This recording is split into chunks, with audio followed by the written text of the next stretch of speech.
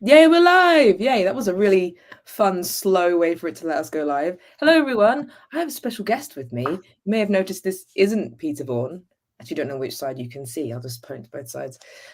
This side. This is it William or Will? Do you prefer Will? Will. Will Brown, the hungry gamer who eats board games. Actually do. eats them, like literally. So that's terrifying because I mean, maybe it'd be a good thing. I have too many board games. Maybe you could help me out. You just got to start selling them. Because You can't see. I have a whole cube down there that I sold off just before I left to the UK. Did you sell it to people in the UK and then bring it with you? Oh God, no. Nope. I shipped it off. I was like, I hope it gets there. Bye. I mean, yeah, I really dislike posting large items in the UK. It's a pain. So I just keep collecting board games. It's a real problem. Do you want to do a quick intro of who you are? And you know Peter Vaughan very well, from my understanding. And he said, please don't sort of tell any deep dark secrets about him. He would. Gotcha. So, I am the Hungry Gamer, and I am the actual power behind Cardboard Alchemy. Peter Vaughan is a puppet, and I'm the real power behind it. And you wouldn't know it. He'll never admit it. But yeah, that's me. And then I moonlight as a content creator, making videos. And I just got a notification of emails. I'm like, I'm waiting for Peter to send me a whole blast of how dare you. I love it. The comments are slightly freaking out about the fact that I'm not wearing my hat. Where is my hat? Is it B-Day? Rosie's in incognito mode. This is the hat I wear or used to wear all the time. It's just quite a warm day in the UK, and I'm not feeling 100% after the UK Games Expo, so I'm wearing a slightly smaller hat because I didn't want to overheat. So yes, you can see some of my very small amount of hair. I know. Yeah, it was cold. Like I just got home from the UK yesterday. It was cold the entire time I was there. Was it? Yeah, there was one day when we walked around. I think it was when we went to Whitby, which was nice. Whitby's nice. Is Whitby where there's a famous abbey? Yeah, that inspired Dracula. Yeah, it's where Dracula. I don't know. I've never read Dracula, but Dracula did a thing there. I imagine he killed somebody. I don't know. Yes. I mean, I actually can't remember who wrote it because again, I'm sort of delirious right now from having a cough. Bram Stoker. Did Bram Stoker write it? Yeah. Oh, okay. I thought it was a woman. I don't know why. Maybe I'm getting them mixed up in my head. But yeah, it's very cool. I've been to the Abbey. It's really cool. But it was nicer in Whitby. Whitby's a big shopping area in the UK. It's just loads and loads of shops and. It was nice and comfy. It was a comfy day. It was a comfy day. Yeah. Perhaps a cozy day potentially. Oh yeah, I see what you did there. I got it. I see what you did. So Peter's not with us today because Peter just got back, just like Will here, just got back from a trip to the UK. He was back a day before me. What is his excuse? He's probably still in traffic in LA. He's with family today, but he is in the comments. He's chatting, asking people where in the world they're from. So he is here, but he's unable to jump on because he's with family. So can't really excuse him that. I have to say, I was very disappointed by the whole of your country. Oh, okay.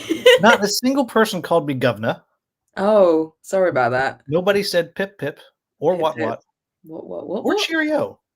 Cheerio. I say cheerio. Yeah, I say cheerio. So I feel like my entire youth and Mary Poppins has lied to me. I mean, we have moved on a little bit since Mary Poppins. No. I think like a little bit. But yeah, sorry about that. Did you go to London? Yeah, we did. We had the last couple days in London. We saw a bunch of plays there. Oh, really? What plays did you see? We saw Player Kings, which was Ian McKellen playing Falstaff in. Is he wearing a big fat suit? Mm-hmm. He's gross. I've seen pictures. Oh, it was fantastic. And then we saw a show at the Globe Theatre as well. Ah, which Shakespeare play did you see? Much Ado About Nothing. That's a good one. I like Much Ado About Nothing. I did take Peter and his son outside the Globe, but I couldn't take him in to show it to him because they were about to start a show. and we didn't have time to see anything. But it's a very impressive building, even if it did burn down and get rebuilt again. But it's yeah. Well, it's just the fun thing about when it burned down back in Shakespeare's day. I'm a big Shakespeare nerd. I used to run a Shakespeare company for about 12 years. Oh, cool. But the funny thing about it is, it burned down because they shot off a cannon, no cannonball for their sound effects, caught the thatch roof on fire, and the only person who was hurt was a guy whose butt caught on fire, and he was okay because somebody else dumped their beer on his butt. Oh, that sounds so British. That's very British. I'm sorry. I'm sure they're all like, sorry. Pardon, excuse me. Oh, terrifying. Yes, what, pip, pip. But that's good. I mean, I like Shakespeare. My fiance is actually like a big Shakespeare fan. So he's actually very excited about the new Unmatched, which is going to be Will Shakespeare against his own creations. Yes, Titania, and I can't remember who the other one is. I believe it's Hamlet and the Three Witches. Oh, right. Three Witches, yeah. I would know this because he's a big Unmatched fan, and I was there at the tournament for a little bit, and also Peter's son really likes Unmatched as well. And so we went and watched Doug sadly get knocked out in the second round. But unbelievable. He has come second place 2 other tournaments before, so we were all hoping. But he was quite glad to have the rest of his day back at least, because it's like a whole thing. Well, then you have to go see Player Kings. Okay. I mean, I know Ian McKellen also loves Shakespeare. I'm not really surprised though. I think he's been in every production of anything. Yeah, it was not a cheap ticket, but it was worth it. It was just fantastic. Oh, that's brilliant. I mean, I love theatre. I absolutely love theatre. I just saw the Spirited Away show as well, which is big dragon puppets. I love dragons. Well, now that there's nobody in the chat anymore. So what I'm going to do at the end of this, I'll do it at the end, is there's a bunch of like crowdfunding shout outs, but we're just going to chat for a bit about, you got to play Andromeda's Edge, so we're going to talk about that. And just talk about board games, maybe. I feel like that's a really good subject for us. And then there's also some crowdfunding shoutouts which are coming as well. I was going to do them at the beginning, but it feels like I'm just going to cut our conversation in half if I do that now. But yeah, so Peter's not actually here, so you don't have to listen to what Peter says. I'm going to carry on. Peter in like 2 weeks. Actually, I got to be careful with this trash I'm talking. So you didn't go to the UK Games Expo, even though you came to the UK literally around the time of it. Yeah, feels like a mistake. The plan was to come. So I'm a school teacher, and our school year ended on the Thursday, and we have to be there on Friday to finish all of our checkout and stuff. Oh, there's Peter complaining about what I've done to the chat. But last year, UK Games Expo was 1 week later in the year. Yeah. It was. And so the whole plan was we would schedule this trip. I was going to be able to come and do this thing, and then moved by a week. And you can't miss the last day of the school year. You can't.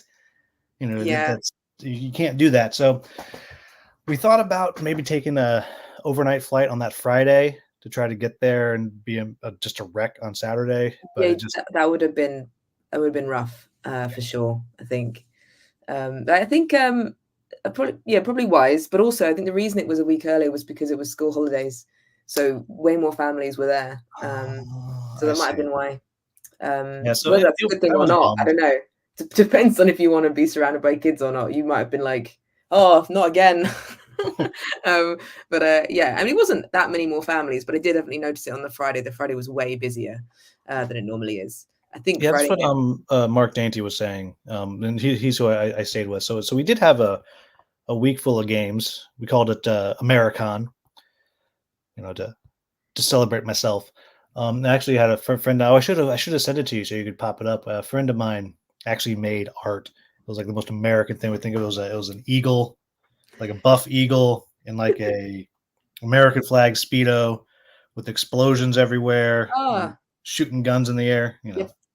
Classic. Yeah. I love it.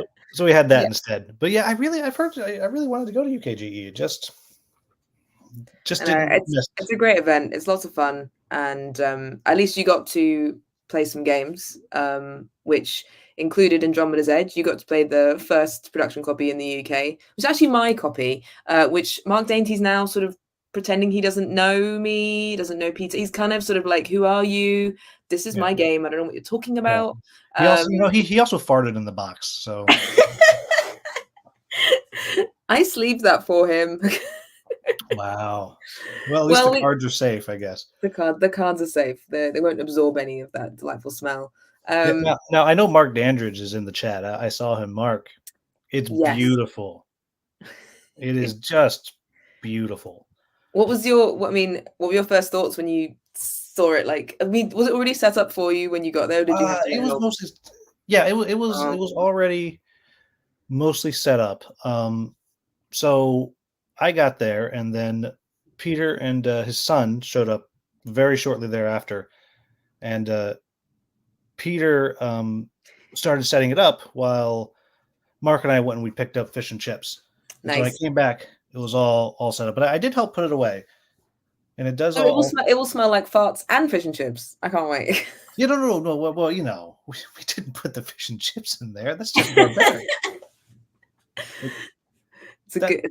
I remember Pete saying he wanted a classic fish and chips when he came to the UK. It's his favorite thing. So I'm glad I had all sorts of the stuff that I wanted to try. The only thing I missed out on is I didn't get a good meat pie, like one of those like hand pies.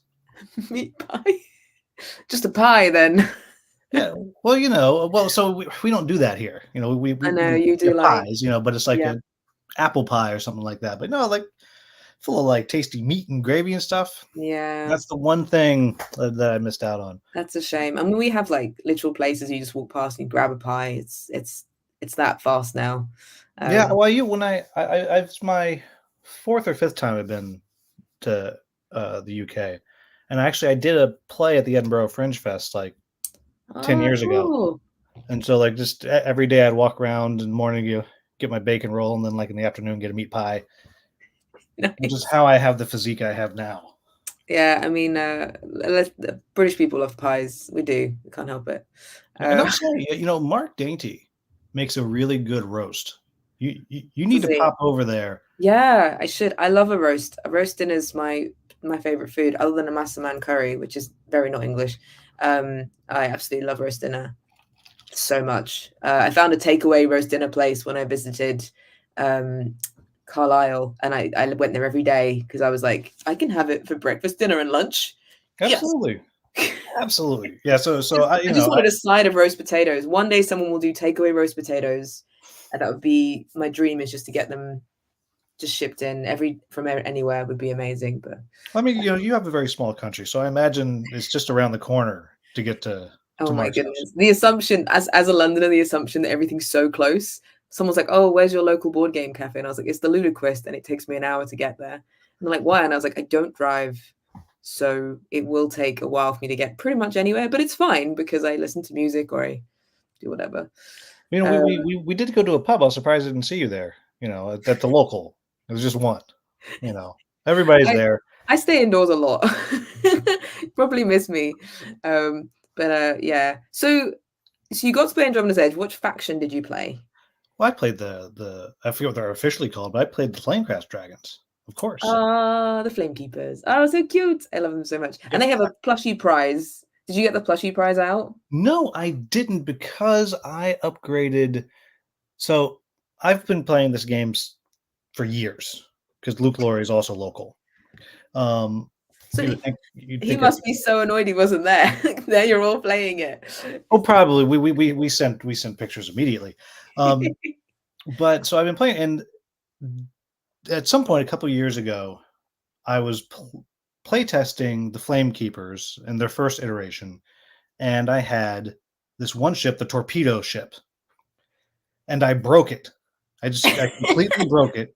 And so my theory was, and if you've seen the art for this, it's adorable. It's got the little dragons, and it's got the little bread dragon. Like what's this button do? And so in my head, the way the torpedo ship worked was, if anytime there was combat, if you were within like 2 hexes, you could throw your dice at it. So every time there was a combat, I did it, and it just broke the game because I just blew everything up. And I was like, no, I mean, the little bread dragon sees a flashing light. Of course, he's going to hit the button. Just that's what he's going to do. And so Peter randomly gave out the ships, and I had the torpedo ship again. So for old time's sake, I had to upgrade to that first, which it's since been nerfed. Apparently, you can only do it if you're in the fight, which I was like, ugh. Which is clearly why I did not win. I mean, I will say, for I love everybody the plushie prize, because the plushie prize is like, I'm too cute to fight. Bye. I wanted to, if I wasn't going up the right track to get more, but I kind of wanted to chase it just to get that. And everybody, I got to tell you, this game is easy enough that a child can play, because Peter's son whooped almost all of us. It was the very last turn before Mike Dennis from Ready Steady Played kind of took the lead, while Peter, Mark, and I kind of jockeyed for last. And I'm very happy to say Peter did it. Peter got last off the tiebreaker, which was glorious. He got last. Mm-hmm. Oh, well, that's probably a good thing, because he destroyed me when we played. Just after the UK Games Expo, I stayed on an extra day, and we played Andromeda's Edge, and yeah, I got whooped. But yeah, that's awesome though. I'm so pleased for Peter's son that he did that, because it's a game that it's simple in terms of exactly what you're doing. There's just a lot of stuff. So you're just kind of, oh, what's this and what's this? And every single card's like a new exciting thing. And for me, I'm always trying to get as many cards as possible. And yet I never seem to get that machine giving me cards. I'm like, why did I forget that cards are so important? Because you can just do so much with them. Yeah, because there's one of the tracks you go up, and then suddenly you can just redraw your whole hand. And usually I try to go up that one, but I always lose. So I said, well, let's not go up that track so much this time. And I still lost. So I still not quite sure what to do. But it's funny because Mark, who beat Peter, we're 2/3 of the way through the game, and we looked over like, what are you doing? Like, he built nothing. Like, he had no modules built. And I was like, do you understand this game? He's like, well, I just can't get my engine going. I was like, dude, we're 2.5 hours in. Like, what is happening here? I was so focused on getting developments out. I think I got one out really, really quickly. And I was just like, I'm so focused on doing this. But unfortunately, I had the same kind of game plan as Peter. But Peter was, I can't remember who he played, but he definitely played one that would just get in every fight. Every single flipping fight. Peter was like, hey, it's me again. You're like, no, I don't want you here, because no. And you're like, yes, I'm coming. Oh yeah, it's like the Pirates or one of those, like this. Every flipping fight. Yeah, like, even if they lose. You're just trying to develop. That is the game. Stop fighting me. He's like, you're there. You're near me. So you should probably go to HR about that. I definitely should. It was workplace bullying. Yeah. I should win every game. But yeah, no, I'm so pleased you got to play it and you got to see all the incredible minis. Which baddies came out for you? Did you get to? Oh boy, Peter, you need to put that in the comments, because there was the one that had like the little tiny ships on top of it. Is it the Hive? Yeah, the Hive. Though that one didn't come out to like the very, very end for whatever. We didn't get to have the Hive out, even though it was in the plan. It didn't come out. I think what happened was, when people look at the cards, they're going, "Oh, not that one," and sticking it on the bottom, and so I don't think it came out. But yeah, I think it came out at the very end. We had the. This is a fun game. You'll describe it, and I'll try to remember the name. Oh my gosh! Like, I'm trying to. So look, I had just showed up after a red-eye flight, but by the time we got to the end of the game, the last like 20 minutes, I was like, just go, take a turn. I don't care. There's one that it was two of them, two smaller ships. There were raiders, but they're all called raiders. They are called raiders. Well, two small ships. If I had my copy with me, I could look at them, but sadly, they have been it's been taken from me. And you know what? The reason Mark Dainty isn't available to join this also is because he's actually playing Andromeda's Edge right now. Is he? Because he told me he was had a game night, but I didn't know he was playing it tonight. I'm really excited for his solo content as well. I like solo games, but my partner's a big solo gamer, and so he's like, when we get it. I remember the picture that we posted of all of you playing, and then Doug went, "Oh, is that my game?" And I was like, "Doug, no, it's my game. You're allowed to play it." He's like, "Simmer down, Doug." It's like, "Is that my game?" And it's like, by proxy, yes, but no. Yeah, you have to do like in the military where you have hot bunks. You sleep while he plays. Then when you wake up, you have to switch. Yeah, I mean that sounds about right. I think we'll get like 2 games in. But yeah, no, we as someone with a small flat, I've got a table topper that I made out of felt and wood, and I'm gonna put that on top of the table to make it big enough. So I'm excited. But yeah, everything is small there. Every room, like it's so mean. Is your only comparison Mark's house? Because I feel like this isn't very fair on Mark. If you're like everything's tiny, in Mark's house. like streets are very narrow, and like going upstairs, the staircases are very narrow, and rooms are small. Yeah, and I mean, I definitely can't say anything other. I mean, this room is my wingspan, so. Yeah. It's interesting. But I'm in London. London is built up now. Like everything's very small. So. Yeah, I was here as I was expecting. Mark's house. Mark's house is a very nice house. I was like, oh, it's like a manor or something. And I got there, and I'm like, why is the door? I'm like, turn. He reviews board games. He's not living in a manor. Get through. Get through the hallway and stuff. It's. You should have gone to some country houses. I could show you some. We did. We went and saw Chatsworth. Very nice. Obsession is, and that it's crazy. Isn't it because the buildings were kind of pushing on each other to compete for space, and then they all got smallish then? I mean, I don't know the exact history of why everything's small, but it's just depending on where you visit. Like cities will have smaller properties than countryside. I'm from Surrey, which is very fancy, and the houses are bigger in places, and in others they're not because of the central links to London. But my friends, who not friends with them now, so I can tell everyone, they were rich, really rich, and I was quite shocked. And I'd visit their houses, and they had a maze in the background, like a maze. Oh, like a hedge maze? Yeah, one of them had like a skate park that went down around the edge. They used to they skate around the edge.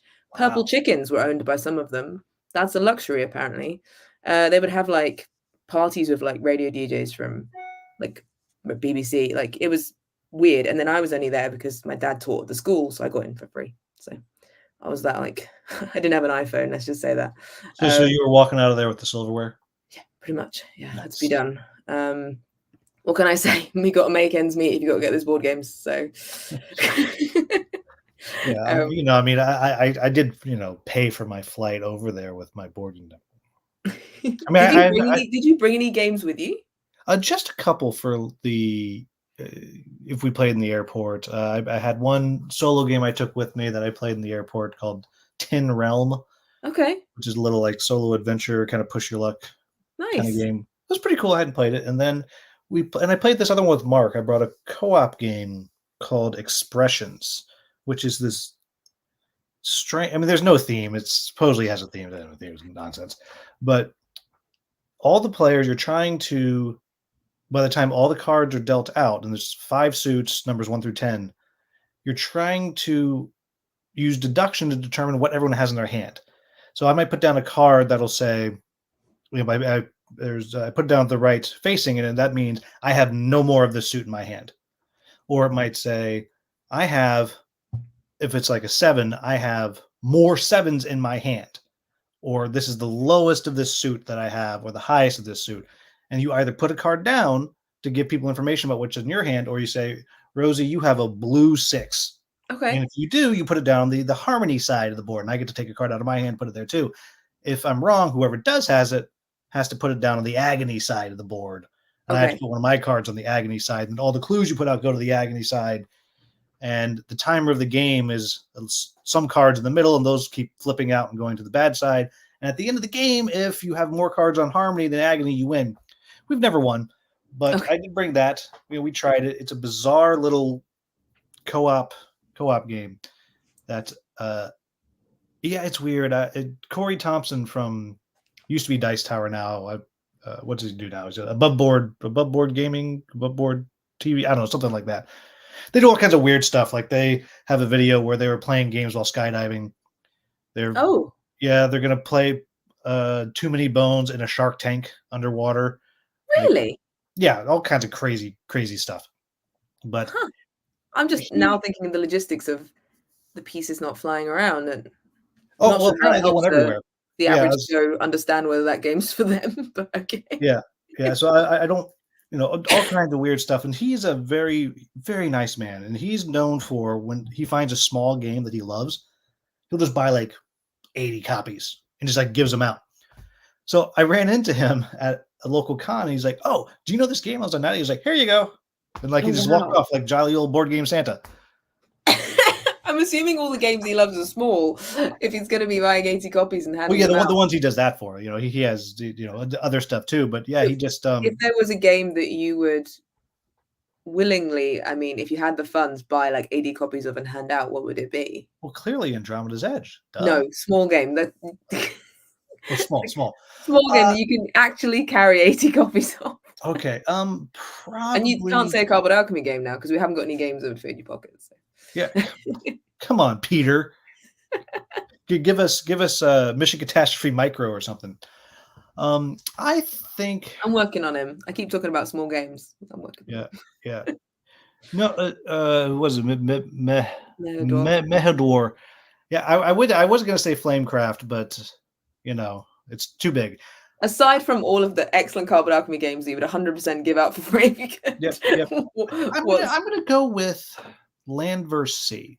It's a little bit. It's like this big. Okay. Yeah. Is it right there? Oh, I can't quite reach it. It's about this size, so It's a little big. You could carry 80 uncomfortably, so you'd be yeah.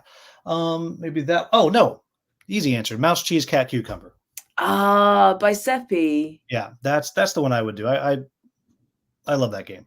And Wait, that one is that is by Seppi. Yeah, it is. Yeah, I've got that one. It's really, really clever. So far only won once. Usually I get got. Oh yeah, I've played a lot and I've won. So for those who don't know, mouse, cat, cheese, cucumber is where you get given one of those roles secretly, and depending on which one you are, will be what you want to get. And so if you're the mouse, you want the cheese. If you're the cat, you want the mouse, etc. The cucumber just wants complete chaos and everyone to get everyone, and the cheese wants no one to get anyone because the cheese is neutral because the cheese is Swiss. Yes, exactly. And what you're doing is as you play, you're building out this maze, and you can keep switching cards around, and basically this maze gets built. And I don't know what's going on. Ding Dong is the name of something. Is it the game you would bring, Jelly DeWitt? I think it might be the game they would give out. But yeah, so Mouse Cat Cheese Cube is awesome. We love Seppi. Hopefully we get him on here at some point to chat because he does live. Have you done one of his lives yet? No, I haven't. I did actually work with him a little bit on getting media coverage for Conquest Princess. Yes. Which is gone to print. I just saw. I mean, I was meant to get a copy to review, and I just didn't. And I think he's now going to wait until it's finished. Yeah, well, you know what? Based on what I've learned, having been in England, it would not have fit in your house. Back then, the size of that game was huge. It's a big game. It's condensed now a little bit. Yeah. That's awesome. Yeah, I actually got a new one launching very soon, which is the meanest game I've ever played in my life.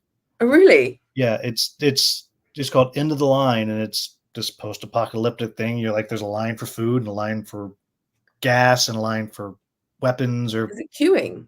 Yeah. Of course, the British would love it. Queuing in the game? Oh, yeah. I would be so. I'm really good at queuing. Yeah, it's post-apocalyptic queuing, is what it is. That's perfect. There's the hook. Yeah. Do you love queuing? Then play a game. Can we play the game whilst we queue? That's the question. Get Corey to do that. Play that game whilst queuing for something for a very long. Queuing at Disneyland. I don't know. That's a great idea. Please answer in the comments what small game you would willingly give out to everyone if you could. My game is Railroad Inc. Got a fun story. My buddy Don, who designed, is actually coming with of DonCon. That's Peter comes to. So we're going to RageCon in Reno in a couple weeks. Peter's coming, but before that, we're having TrainCon, which means we're taking the train from California to Reno, which is like 6 hours or something like that, and we're all going to sit on the train and play games all the way to RageCon. Is it a nice train? Like a nice Oh. Well, no. Compared to your trains, no. Our trains are one. trash. That's a shame. Yeah. I like trains. Yeah. No, dude. I'm not ashamed to admit I like trains. I don't look for them, but I like trains. I like public transport. I'm very strange. Yeah. Um, It's much more efficient in Europe. oh yeah. The tube system's amazing. My dad's a dork for it though. He's like the guy that invented the tube system. Also, they copied it in France and da da da. He loves it so much, and I'm like, yes, it's very efficient. When you look at it, you can figure out where you're going. That's exactly what it's for. Yeah. Thanks, Dad. But we're gonna play Railroad Inc. is one of the games that we're playing on the train. Yeah, because I did the giant inflatable version at UK Games Expo, and then afterwards a bunch of people went and bought Railroad Inc. and Peter couldn't find a copy to get because and I was like, it's not a new game. There's like 5 or 6 versions of it, but I'm guessing shops didn't bring masses of stock of it because it's not a thing that. Yeah, when Don has the big old like cube that has like everything in there. See, I would, but the point of Railroad Inc. for me is that it's really compact. Well, no, you take them out. They're individual little boxes inside. Oh, okay, don't influence me. Look, so what I'm saying is, it's like 8 little Railroad Inks of a small size. I have all of them already, pretty much. I just need to get yellow, and then I'm gonna have to tell Don that we're playing the yellow one. Yes, all the way on the train. No, the problem is I'm so bad at it. Like we play on BGA some.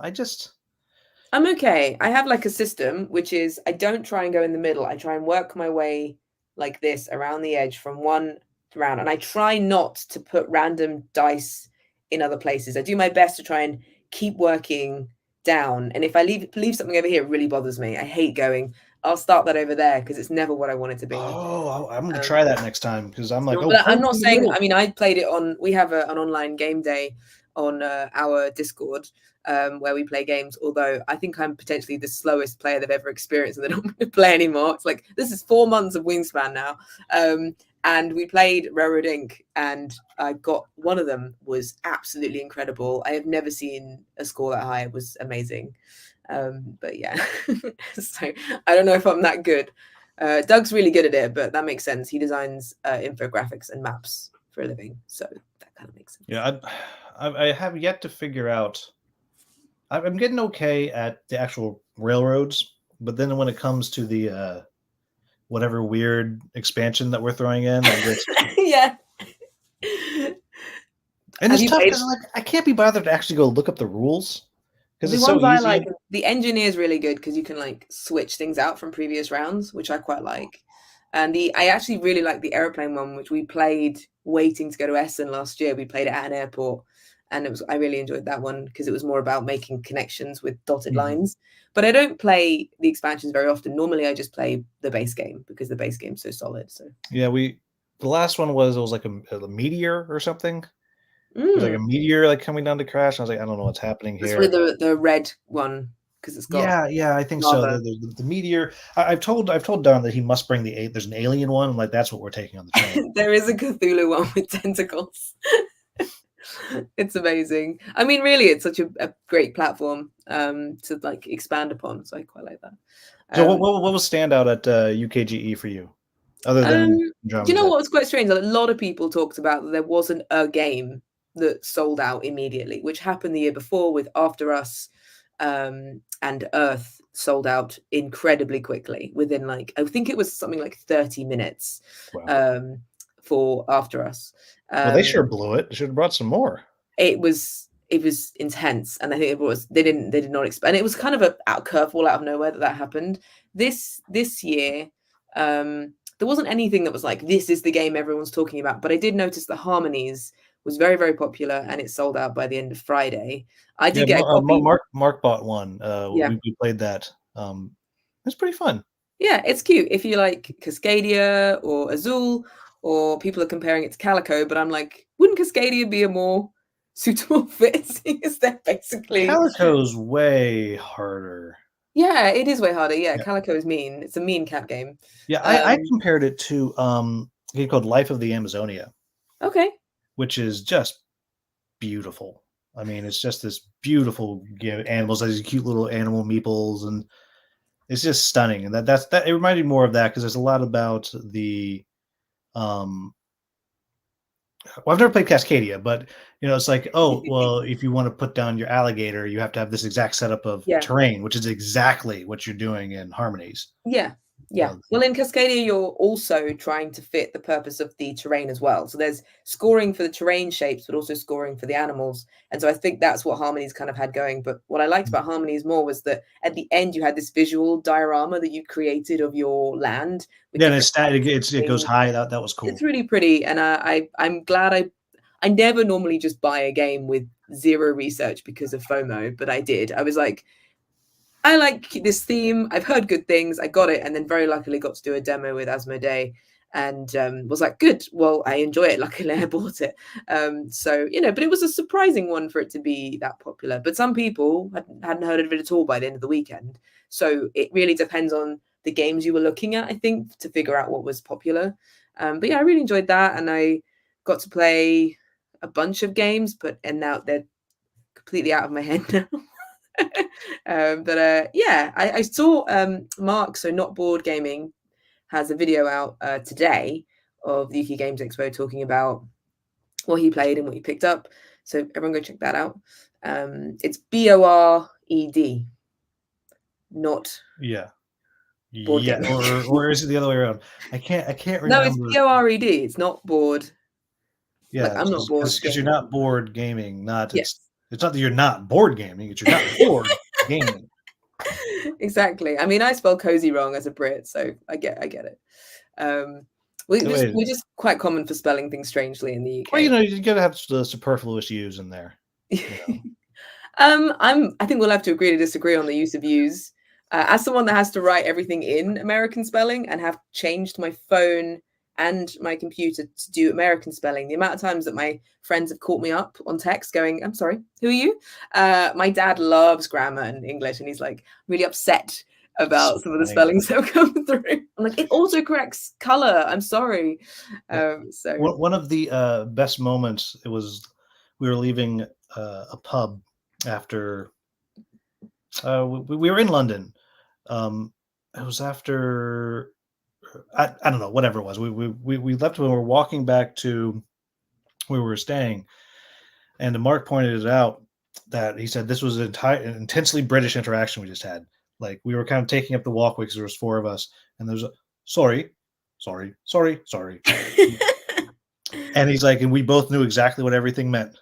It was just this one moment. It was like, oh, I'm here. Oh, I'm in your way. Oh, I'm sorry to bother you. Oh, I wasn't bothered. Or like yes. That was just sorry. Just the Eskimos have 200 words for ice, and we have 2,000 meanings for sorry. And that probably makes sense. Yeah, that's fair. I think it's ingrained now into our systems. Yeah. Although I'm the complete opposite of people expect as a Londoner. People don't talk on the tube, or no one speaks to each other. But the amount of interactions I've had where I've just bumped into people that I know in the middle of somewhere where you just wouldn't expect, like dark alleyways, going, Tom, how are you? And they're like, how do you know this hoodied man spray painting the wall? I'm like, it's my friend Tom. Legit happens. So if you're in London long enough and have enough jobs, I think you find a bit more friendly. What's funny, Mark's wife, who was an incredible singer and one of the UK's best hairdressers officially, it was not more than like 2 every other day at least. Someone was like, Neve. Oh, wow. Like, we were driving down to London. We stopped at a rest stop. Someone that she knew was there. Just because of hair or singing? Both, I think. Was she doing both at the same time? Maybe that's why it was so popular. Oh, that'd be incredible. But yeah, I've got 20 minutes. I'm just going to make sure I do the crowdfunding shout. Yes. But if you have any that you also want to bring up, then absolutely feel free. I'm aware that you review games, I review games, and we probably look at a lot of Kickstarters and a lot of crowdfunding. So you'll have to, after you do the shout out, you'll have to. I just finished the video today, so I'll mention that. I've actually tried to hold back a bit because it's getting a lot. I'm getting a lot of Kickstarters, so I'm trying to be good. Yep, I've been saying no a lot lately because I also just want to play some games I like. Not that I don't like the previews, there's plenty that I like, but I came home and there was just a huge stack of boxes. I was like, oh man, You don't even want to ask me about part of my day was making space in here to like sit down, and I was like, there is 20 unplayed games on the floor, Doug. He's like, yep. When are we gonna play those? I'm like, I don't know. Yeah. So Well, and it's weird because my dog gets sent games sometimes. my dog Literally. doesn't get sent games. Yeah, Oh no, I did get 10 bone bowling from Big Potato, which he didn't play. Like he just wouldn't. He would daintily jump over the pins and not knock them down. And I was like, you have to knock them down. That's the game.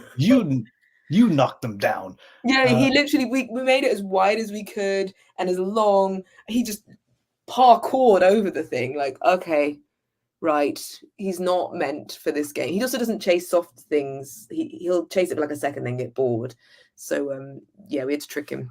Yeah, people will send games to be in the picture with Beatrice the board game dog. That's so cute. See, Yeah, I mean, I've been saying he really needs to pull his weight. Mm-hmm. Like he needs to, he's in a few videos now, but he really needs to start paying his way.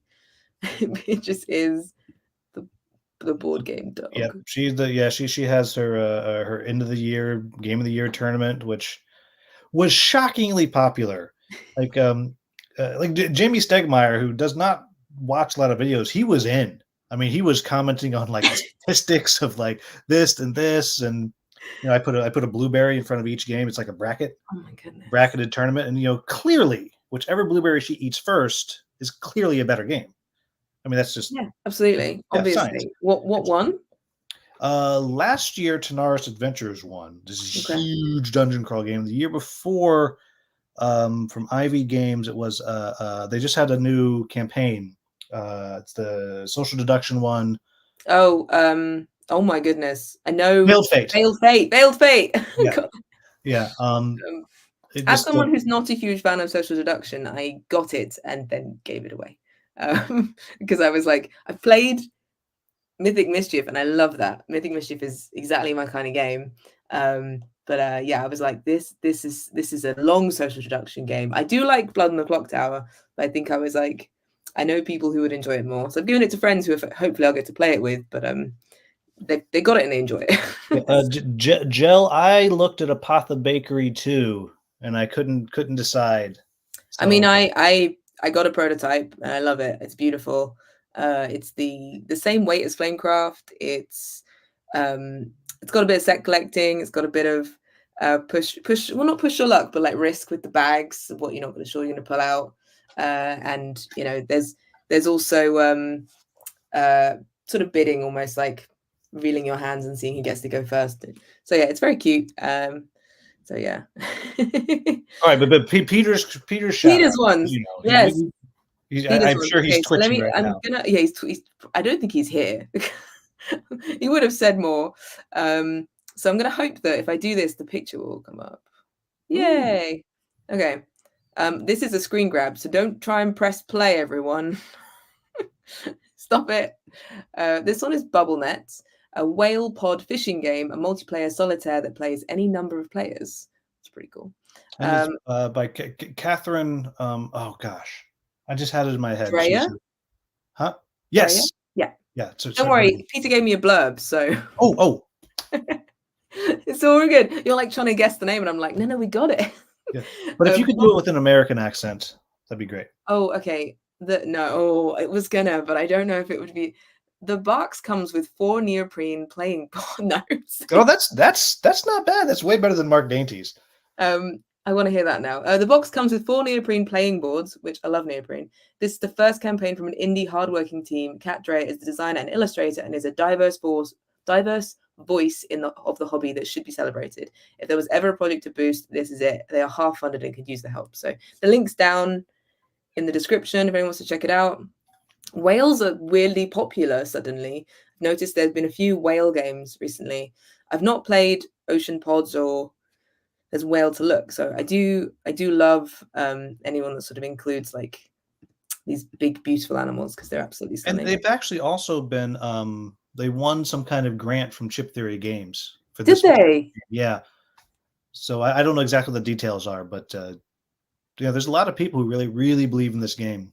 That's wonderful. Looks like I hope they do it. It does say Project We Love as well from Kickstarter, which is awesome. Yeah. So yeah, but like 1 to 4 plus, so it can go up to lots of numbers, which is awesome. So yeah, everyone check that one out. The next one, this is a slightly worse screen grab because it's smaller for some reason. Fun fact, StreamYard only lets you use PDFs, so I have to turn pictures into PDFs. Sovereign, Fall of Wormwood is another indie first campaign. This game is a local LA couple and has tested for years with Peter. They didn't rush the game. They spent 10 years getting it right, and they invested a ton of their money on art and research and honed the game's perfection. They have used a bit of AI, but they have an amazing page celebrating the artist, very tastefully done. I think Pete said like how they described the use of the AI was like the best description I've ever heard of using it. And they credit Cardboard Alchemy as a mentor, so we're honored to see the final Kickstarter come out like this. Funded and still growing, looks amazing. And again, linked below, so you can check that one out. And the final one of 3, this is more, we'd usually do 1. Peter's just like been collecting them up. You can hear music, that's because I'm in London and people play music far too loud from their cars. And this one's actually designed by Peter C. Hayward, who also co-designed Critic Kitchen with Alex Cutler. And this is Village Pillage. This is the ultimate big box version of the arguably the best game Peter C. Hayward has ever made outside of Critic Kitchen. It has deluxe wooden turnip tokens, which is honestly enough to back, but the game is also a blast. This is the finale, all the stuff, and it ends in a couple of hours. Oh yeah, it ends really soon, because I remember when we were checking, we were like, I think it's going to be 3 hours from now. Only $19? That's a good deal. I know, right? Funded well past the goal and proven to deliver. You definitely want this game. So, damn you and your agenda, going to screw my budget. Look, fine. So I got 2 to share. Well, one's upcoming, one's on now. So first one is a game called License to Krill. There you Krill go. Is in the tiny fish. Mm-hmm. It's a game. It's set collection meets hot potato. And okay. Do I have it here? Is it sitting around? Oh no, it's out in the other room. It comes with a whale plushie, and the whale plushie eats cards as it goes around the table. And so you're doing set collection, and this whale moves around the table, and every now and then it'll be krilling time, and whoever it's in front of, it'll eat one of your cards. You got to stuff the card in its mouth. Like, it actually collects up the cards? Yeah, you can put, like, that's going to be the box of the game, apparently. Like, you put all the cards in there, and then, if you draw the ambergris card, well, then you get to pull something back out of its mouth. It's very, very simple. I need to make a video on it. It's already going, but it's very simple, very light. It's very cute. It's got all sorts of great puns all throughout it. I do love a pun. I enjoy a pun. So yeah, and I weirdly enjoy the name krill. I don't know why. Something about tiny little fish. They're eaten by whales. That's why I know it. But another whale game. What is it with whales? That's why I was thinking whales. Yeah, it's out right now. It's already funded. I think it's relatively inexpensive. They even have a print and play, but get out of here. Like, if you do the print and play, you don't have the whale. Like, what are you gonna do? Provide your own whale plushie? Get out. We're just gonna rip the front open, pull out some stuffing, put the cards in there. It's gonna be pretty brutal. Yeah, I mean the prototype actually has a little zipper mouth. So there's been a lot of plushies in games. I received one called Park Life, which was a hedgehog bag with the game came in the hedgehog, and the game wasn't. That was the box basically, and you could get it as like an add-on instead. I was like, I would love to have a wall of plushies that's all games. No one knew. Ooh, hey, so rumor has it, and Peter has to make sure he denies this in the comments if it's not true. Rumor has it there's going to be a single plushie for Andromeda's Edge that you can put the whole game in. Oh yeah, so what it is it just looks like the Hive.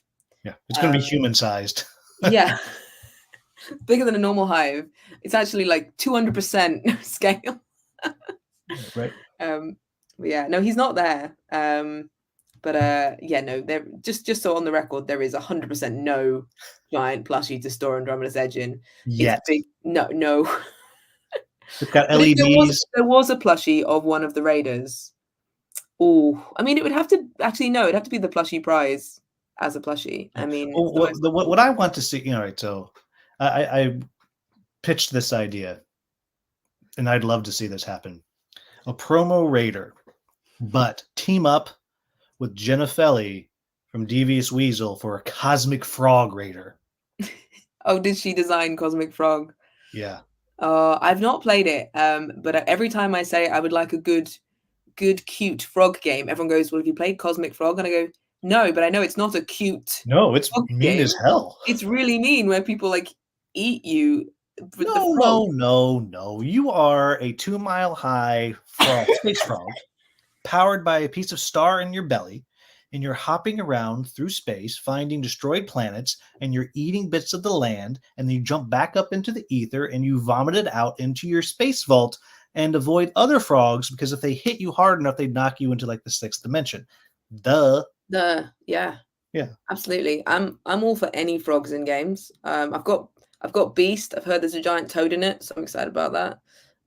But I'm still on the hunt for a purely cozy frog game, please, world. That would be great. Well, So Jenna far, I Felly do also have had I do another. have a critter in Critter Kitchen, so we do have Lily. There you go. Well, But maybe Jenna Felly's next one is for you.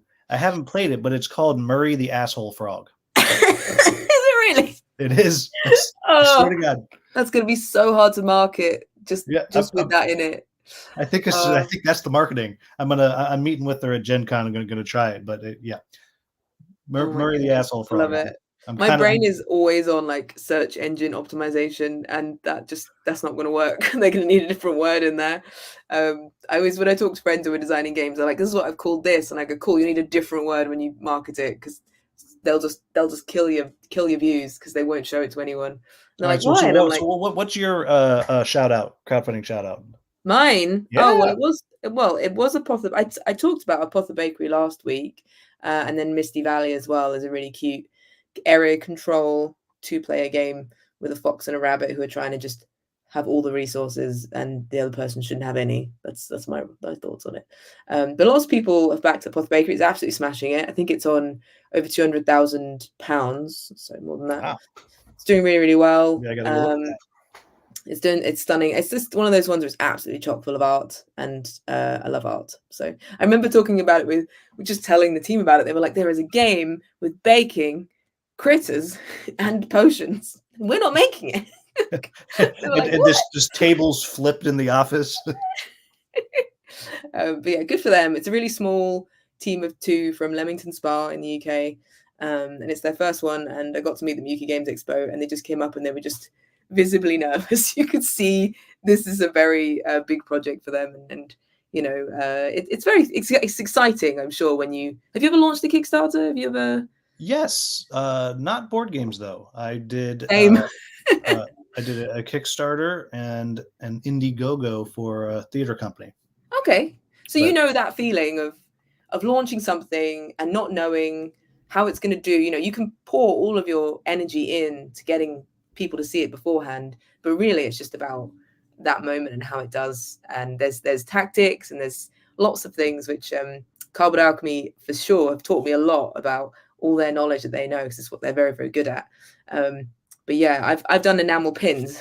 As you can see, I have a lot of these are my collection, but I have also designed and manufactured enamel pins, and they're very notorious on Kickstarter as well for people running lots of enamel pin campaigns with stretch goals for designs. Very stressful, and I have friends that are prolific. They do like 30 campaigns a year. It's so it's I know the feeling. And it was really fun to be a part of Critter Kitchen when we hit 1 million. Everyone was like, "Yeah!" So exciting. So really, really set like an amazing example in my head, because my pin campaign made £400. So, well, next time 1 million. Yeah, just do 1 million next time. Yeah, I mean, I'm probably not gonna do another pin Kickstarter because I don't need to. I have a lot of pins now, and I think I'm running out of wall space. But I do enjoy designing them. It's good fun. And if anyone is interested in Flamecraft enamel pins, they are on our shop. You can get a set of them. Ooh, fancy. And I think I have a couple. I have a couple of those, I think. You don't get this pin board, but this is a pin board I made. Oh, that's cute. There's a video also on this. So I'm in the process of uploading a bunch of short form content that I've made for our TikTok and Instagram onto YouTube. and they're already like scheduled to release like 1 or 2 a week. So keep an eye out, and there will be how to make a pin board if you want to make a pin board. It's not overly difficult. It's just there's a lot of DIY. Well, the hard part is you have to have all those pins. Yes, exactly. That's the bit. Yeah, I was at I think it was Gen Con a couple years ago, and Don's son loves enamel pens, just loves them, has so many. In fact, for a little while, like every prototype that showed up had an enamel pen to it, and I had this like a bag, like a Really half of a gallon size, because I don't, I put some on like my lanyards, and that's about it. I have this banner that I put all of the gaming ones on that I get. I've got some more somewhere, but I've got like my Lorcana ones, and if you know Parks and Rec, that's a reference to Ben's board game bachelor party. Yeah, playing Catan. It's fair. God, such a great show. It was so perfect because I'm a huge fan of Parks and Rec, and Ben Wyatt basically is my partner, and I'm moderately like Leslie Knope, but she's way cooler. And when that happened, I was like, oh my goodness, Ben, he's having a board game party. It's the dream. But so like Don messaged me. He's like, I'm watching so-and-so's live stream, and she just walked by a booth with a bunch of cool looking pens. Can you go find that? And so I'm like walking around. I was like taking pictures. This is it. Is this it? And he bought a bunch of pens for his son. Like, or I had to Sherpa them, back home. But yeah, people love their pens. I don't. I mean, after you start making, my only reason I started designing them was because I could trade, because people traded designs they'd made with other people. And when I had one design, I managed to trade it 50 times. So as soon as something you started doing was you go up to your friends at events that you were selling at, and you'd go, I've got this many pins. They go, cool, let's trade, and we'll trade loads of designs and stuff. Bye, Matador, bye. I think it was Gen Con a couple years ago. They had like a pen scavenger hunt. That's awesome. Things like you'd go around, because I know that Bernie and Brendan from Dead Alive Games, they had a pin, like, yeah, we got a part of the scavenger hunt. I was like, I don't know what you're talking about.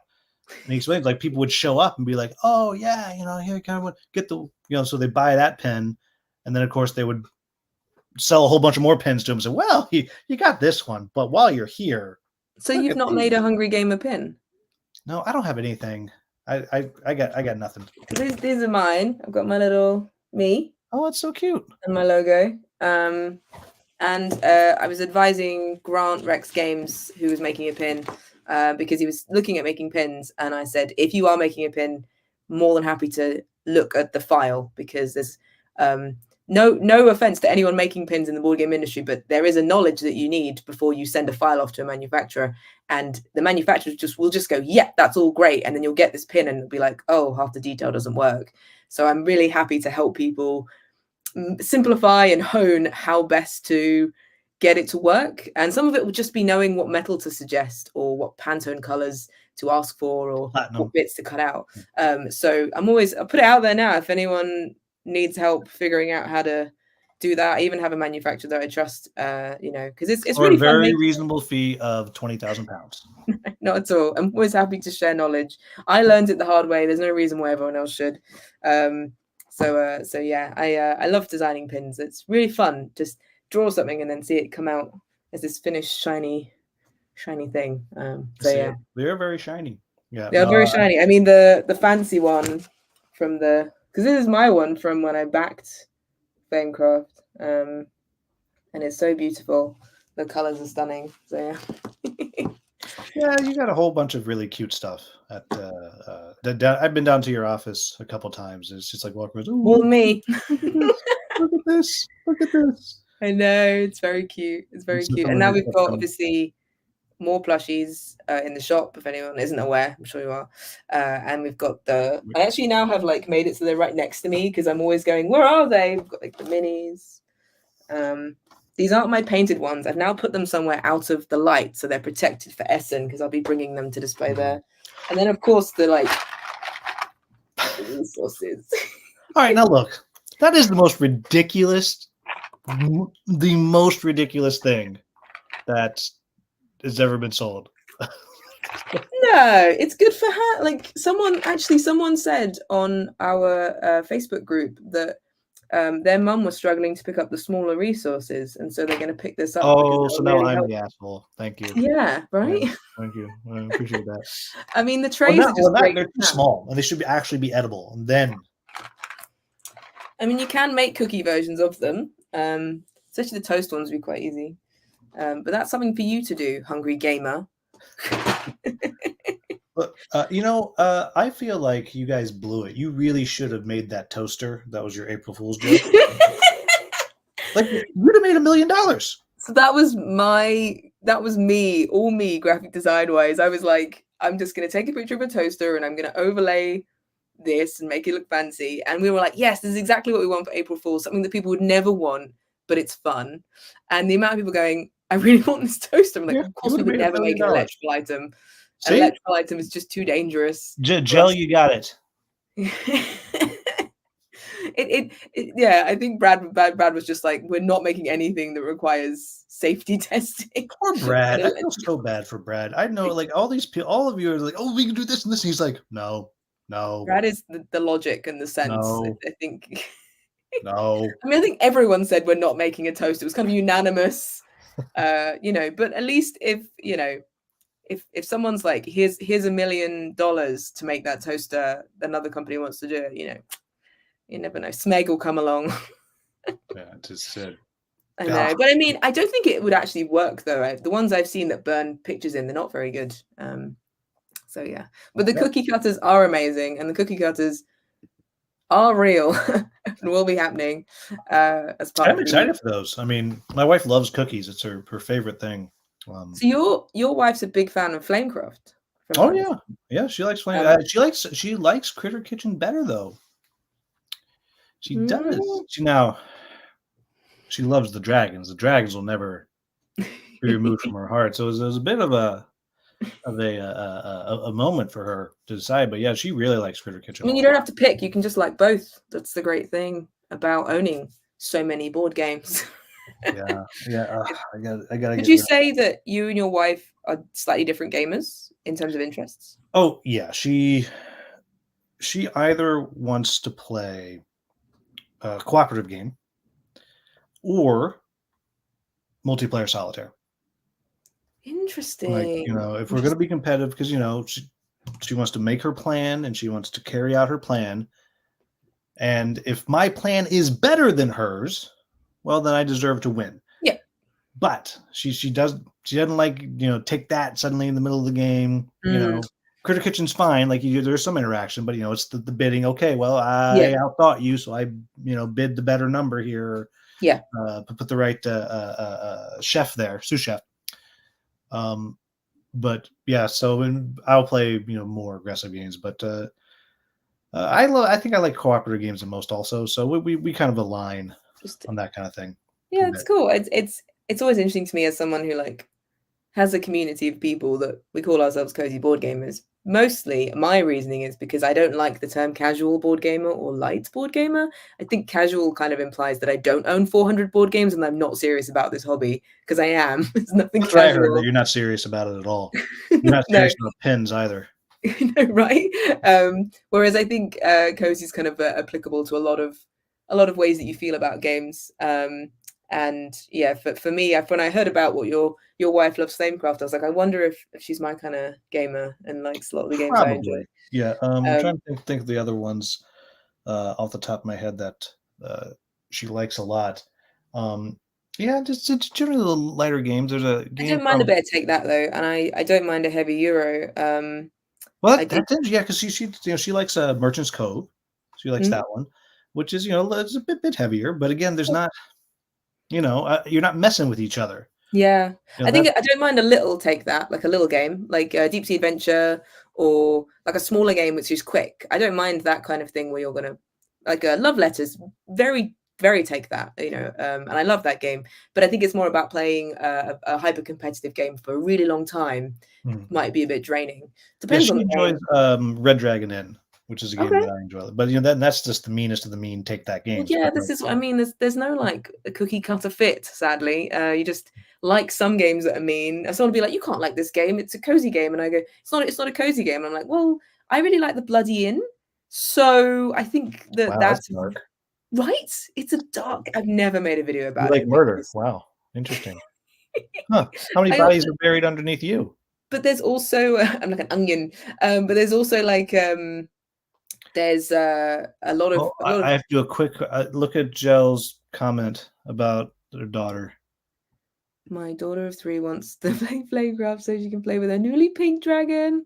3. I mean, that's a very smart kid. That's amazing.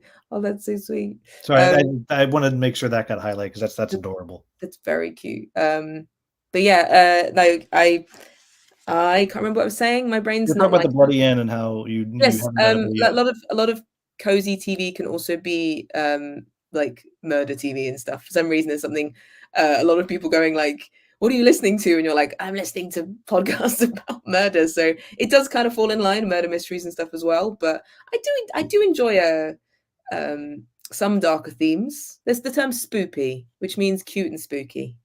Never heard that. So what is it again? Spoopy. Instead of a K, it's a P. Spoopy. Spoopy. Spoopy. And it means like a dog wearing a ghost outfit. It's cute, bit spooky. I see. So I get loads of if the meat dragon had like human ribs behind him, that's spoopy? Or is it really depends. I mean, if Sandara drew it, yeah. Probably. Well, I've seen some of her other art. Some of that other art is pretty intense. Okay. So in case anyone has no idea what I'm saying, spoopy. I love the term. It just like means that you're not into horror, but you do enjoy a little bit of spooky. Like Scooby-Doo is probably spoopy. Okay. Yeah, my wife hates horror. I mean, I don't like horror either. I studied model making for film and TV. So prosthetics, making props and things. Horror kind of weirdly goes very heavily as a part of that degree. Mm-hmm. And the amount of times people were having these discussions about movies I did not want to hear anything about. And the room is just a big studio, like everyone's there. And I just have to be like, I'm working here. Could you just talk about it over there just so that I can work? Because I'm going to have to leave otherwise. So, and they'd also like watch movies every night, because we're studying film. And there'd always be a horror, like Saw. And I'd just be under the duvet with headphones in, like, why am I here? I don't want to socialize. This is not fun. So yeah, I don't like horror at all, but I don't mind murder mysteries and stuff like that. So yeah, but no, spoopy, that's the term. Yeah, I bet my wife can get by. Yeah, so there's nothing scary about it at all. It's like cute things that are. Yeah, and also a lot of board games aren't scary. Like it's hard for a board game to actually be scary unless you're playing the new Werewolf in the Dark, which I'm fascinated by. If you've heard about it, they've done I haven't. The all like you'd mentioned, Blood on the Clock Tower. I just have an intense dislike for those games, and it's my fault. It's you. It's not them. No, it really is because I'm very good. At those games. Wow. Like, that's where you're going. You're going with I'm too good at them. No, it's not because I win. It's because I'll play once and I'm a very good liar in those games. Like and it's because I've trained. Like that's why I've trained. You're an actor. Yeah. And I just happen to be very good at it. And so what happens is I'll play once and then it's like, wait, kill him. Get him out. And so so I'll always be like the first or second person killed. I'm like, okay, this is no longer fun. So you need to play with people that don't know you're an actor. Well, I haven't played in years because we used to play Mafia, which is werewolf before werewolf in high school. For like 3 years in math class when we had time we'd play. For 3 years, I'd be the first one killed. Twice a week for 3 years. What's good about Blood on the Clock Tower is the ghosts still get to take part. Nope, not selling me on it. Nope. Not selling me on it. You have to chat to Peter because Peter really likes it. And we watch No Rolls Bards. They play it on YouTube and you can watch it and it's really fun. But I get it. Social deduction is like a whole other part of the board gaming which takes up everyone's time. If you play Blood on the Clock Tower, you play Blood on the Clock Tower. So totally it goes forever. I was at a small little tiny convention at so someone's a huge house, and there was like 40 people there, and that they were playing, and I had just gotten back off of a 40. red-eye flight, and I just went somewhere, went to sleep. It's like 4 hours. I woke up and they were just finishing. I was like, holy crap. You guys played Yeah. in 4 hours? No, thank you.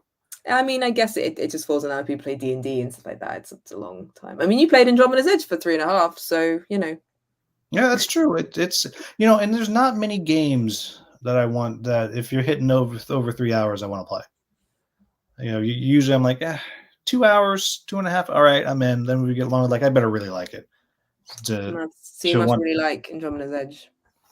I do like it. I do like it. I mean, that's why I keep playing the dumb thing, right? Yeah.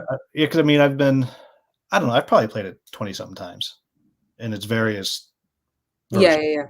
We've got people playing it. So if anyone out there watching this now or in the future, hello from the past, you can play Andromeda's Edge on TTS, Tabletop Simulator, with people in our Discord. They're running games all the time. People are playing it. The rulebooks are also out there for you to look at as well.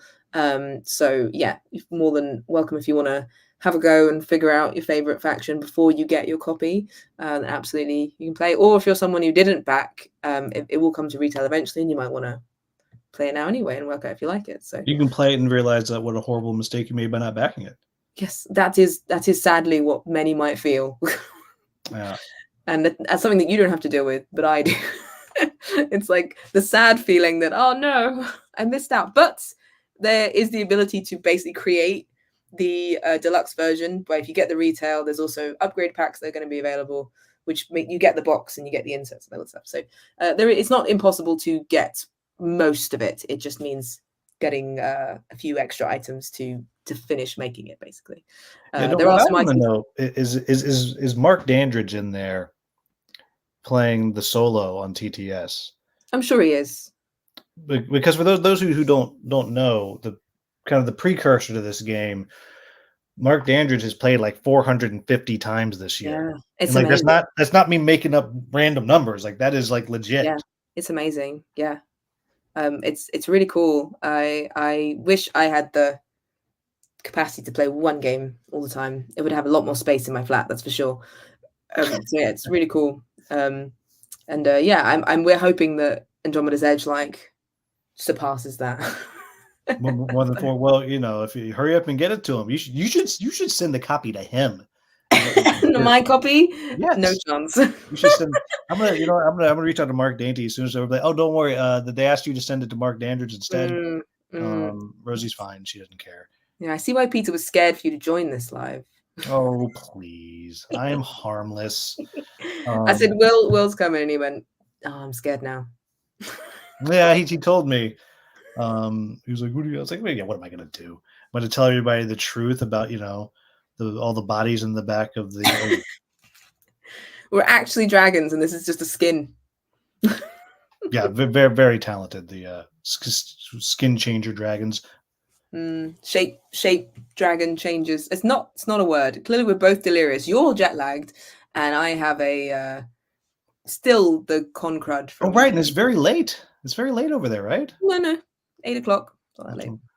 Mark Dandridge, you haven't played it yet? Get into the Discord. Put that up so everyone can see. Maybe he's waiting for the physical copy. Maybe he has to finish his 500 plays. Maybe that's true. You got to set your goals and finish them. Yeah, well, I got a big summer goal. I got a couple. There's a couple of my big dungeon crawlers. I'm going to finish this summer. It's going to happen. So my goal is to finish. Is the time to stay indoors. Well, the other thing is having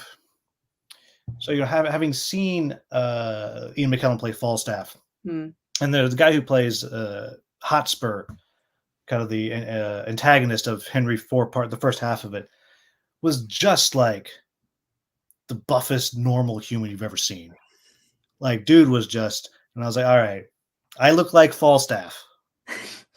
I need to look like Hotspur. So that's this summer. I don't have any students, so it's finish some dungeon crawls and be less Falstaff. That's the rest of my summer goals. Go for a walk. Yeah. As soon as we're done, It's probably why I'm going long, is I have to go for a run. It's on the schedule.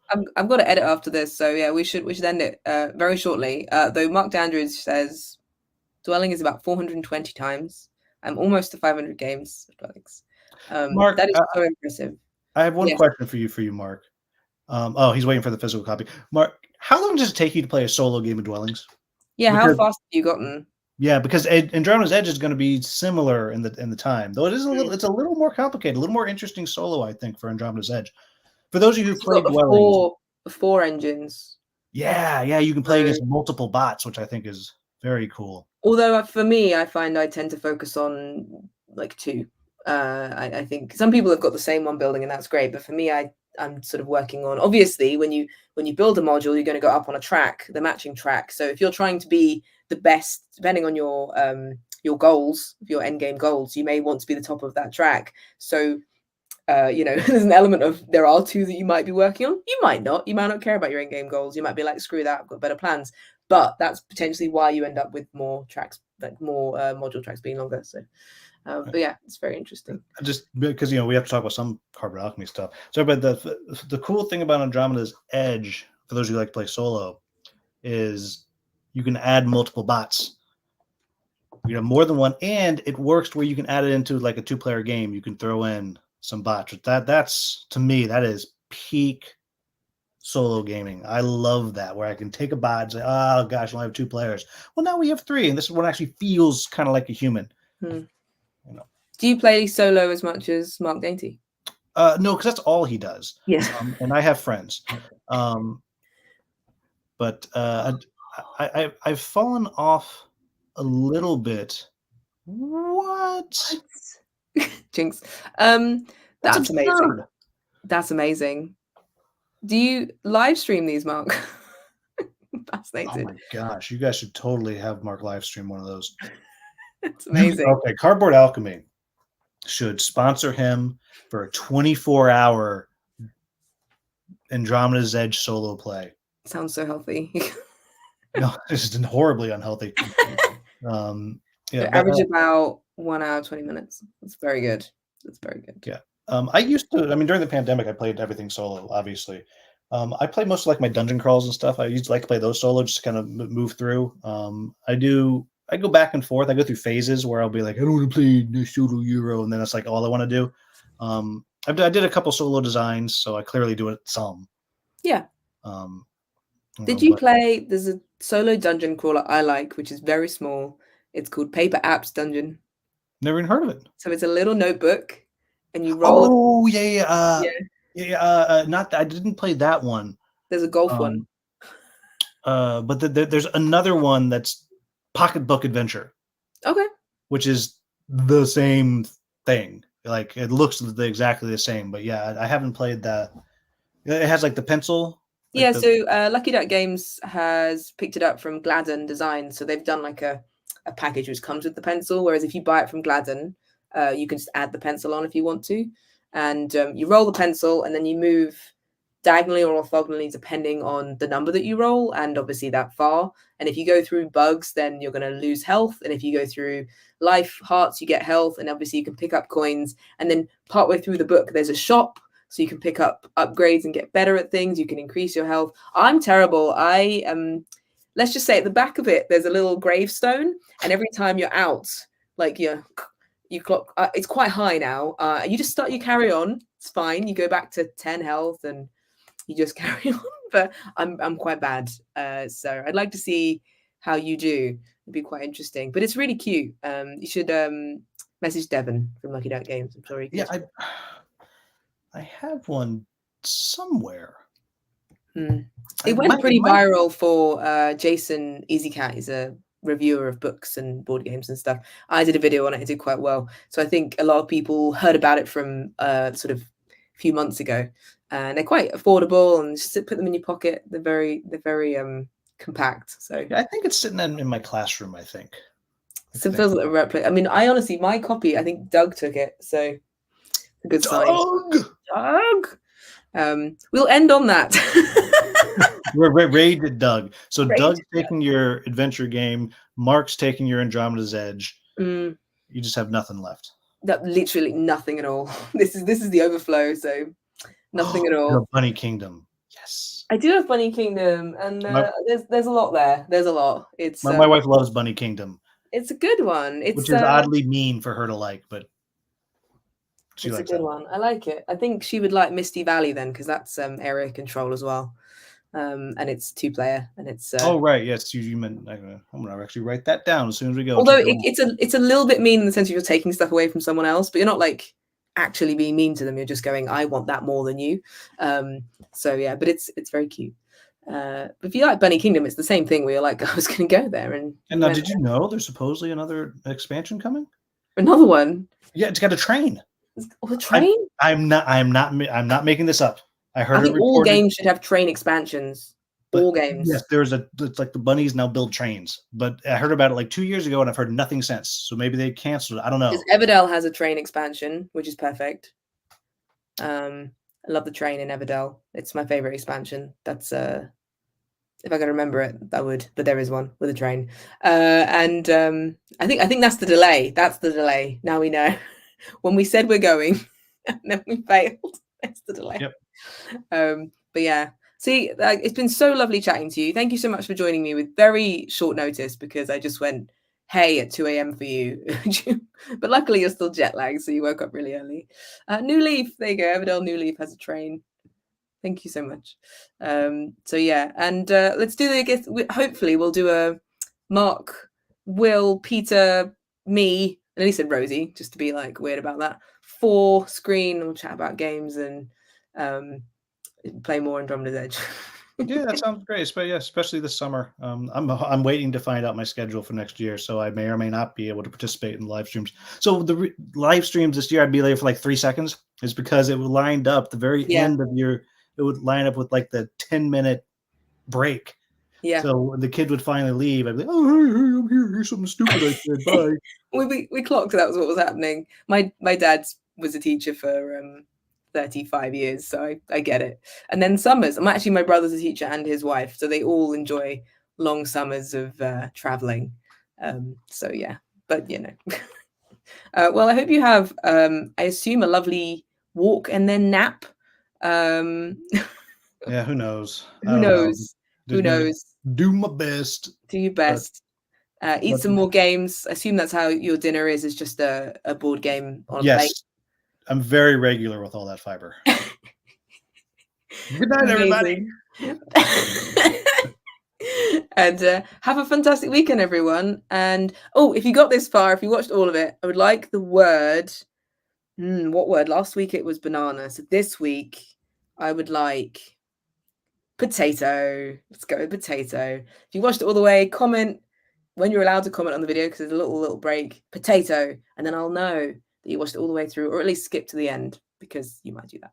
Or at least looked at the comments and saw someone else said potato, and you're like, oh, potato. That's all fine. As long as I get many potatoes, that's all I care about. Got it. A bushel. Very Irish of you. Well, actually, we all love potatoes. I did have a lot of really good potatoes while I was there. Cardboard Alchemy loves potatoes too. The whole world does, yeah. All right. Thank you so much, everyone. And yeah, goodbye, everyone. Keep waving.